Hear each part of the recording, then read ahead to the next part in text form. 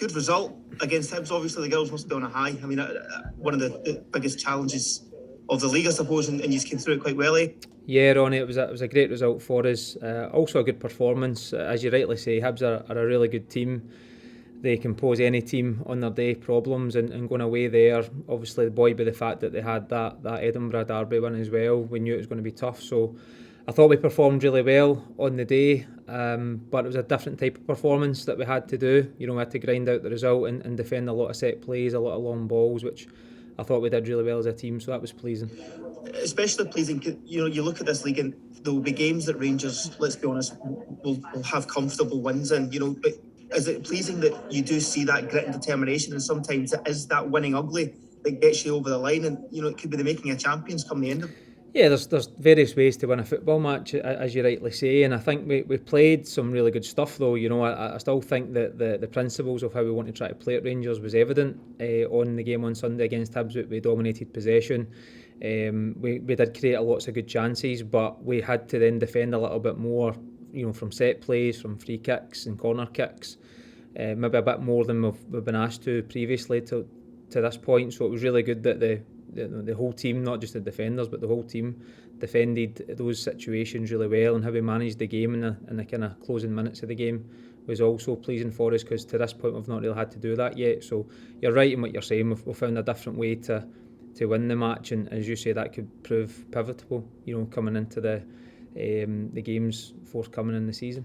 It's always sort of significant when you've got a chance to go top of the league, I suppose, and I suppose the girls are looking to grasp that opportunity, eh? Yeah, obviously we'll set this situation up for ourselves, having won all the league games so far. This game's obviously one that's been rearranged, so we've got that advantage now, knowing the results previously. If we win, we go top of the league, but the aim is to win every game here at Rangers. That doesn't change. So Partick Thistle gave Glasgow City a hard time a couple of games ago, ran them close, so we will respect the opponent. We'll watch the footage of them today, and we'll set up obviously training today with that in mind to take the 3 points, and as you say, that would take us to the top of the league, which would be great. It is so tough in this league because you can't sort of switch off, I suppose, for any manner of means. But you look at the sort of mini league that's maybe going on between Celtic, Glasgow City, and yourselves. Is it a good chance to put that 2 point gap above them and just send a wee message that Rangers are the team to catch in that sense, even though it is so early? Yeah, I wouldn't even say it was sending a message. I think it's just going out about our business. We're professional. We want to go and win every single match. You rightly say that it's a very tight league, and any slip up in terms of results could prove costly, and we all understand that. We all know that. So yeah, it's good to go back. If we win the game on Wednesday, we go top of the league, which is great. But there's a hell of a lot of football to get played between then, so we won't get too far ahead of ourselves. But it'll be also a good position to be in. And if you asked us, obviously, where we want to be after 5 games in, then obviously that's where we'd want to be. Any further injuries, Kevin, or players coming back tomorrow night? Yeah, we've had a clean bill of health in regards to Sunday's game, Alan, so that was pleasing. We're hoping that Yanni can make the bench on tomorrow night, on Wednesday night, so hopefully we'll have an opportunity to give her a run out. Kayla was named in the bench on Sunday as well, but didn't get the opportunity, so again, hopefully we can get her minutes, but we'll just have to wait and see what Malky decides as his starting team, and as we've spoke about with the games coming thick and fast, we will use the squad and utilise the squad, so I would expect a few changes for tomorrow's lineup. What are your early impressions of Partick Thistle, Kevin?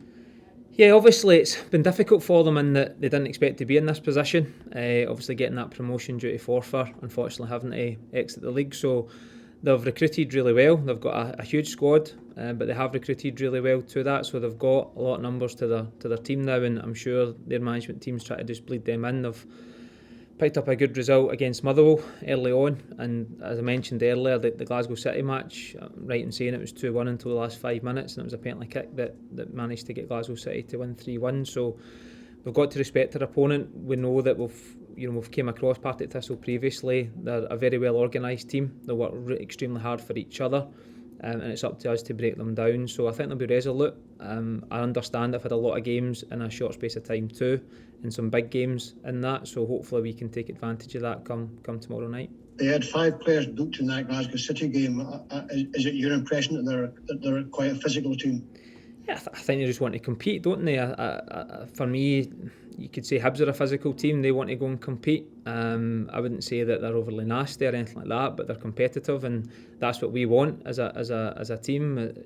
To come up against teams different ways. Some will be technically great. Some will be offering real pace in certain areas. Some will offer a physicality in certain areas. So we understand that, and to win games, you have to match each of those departments. We expect a physical game. We expect a team to be very well organised, to frustrate us, and make sure that we obviously take care of ourselves and how we handle the ball, how we approach the game, and come away with 3 points will be the objective.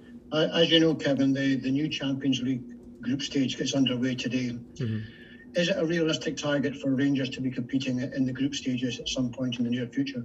Yeah, I think you've always got to have those targets, Alan. That's targets that we set ourselves as a club, as a coaching staff, as a player group. We set those targets ourselves.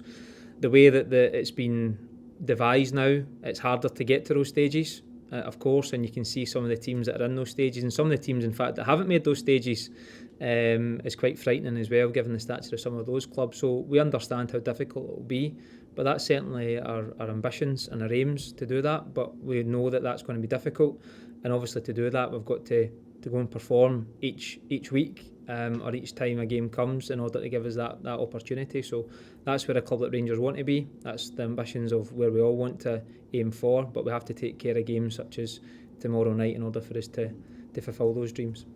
Do you think the Women's Champions League will just develop exactly the same as the men's, Kevin, where it's the teams in the top, the elite leagues that are making the group stages? I think it's going that way in relation to how it's been structured. I think it gives weight now to the teams that have got higher coefficients, to the countries that have obviously got more investment within that as well. So I think you're right in saying that. I think it is looking that way. You look at the majority of teams that have now qualified out of those stages into those final group stages, and it is predominantly a lot of large clubs from your kind of main European countries. So yeah, I think it's getting that way. But you'll always have, as you see in the men's, you'll always get those minnows, shall we say, from other clubs. Look at Real Madrid's result the other night, which was great. So you still have those opportunities for smaller clubs to go make an impact. And although I wouldn't say that we're a small club by any matter of means, when you look at some of the journeys that some of these other clubs have been on, it is going to take a monumental effort to get to that level. But that's one I think we can achieve, and we're heading in the right direction to do so.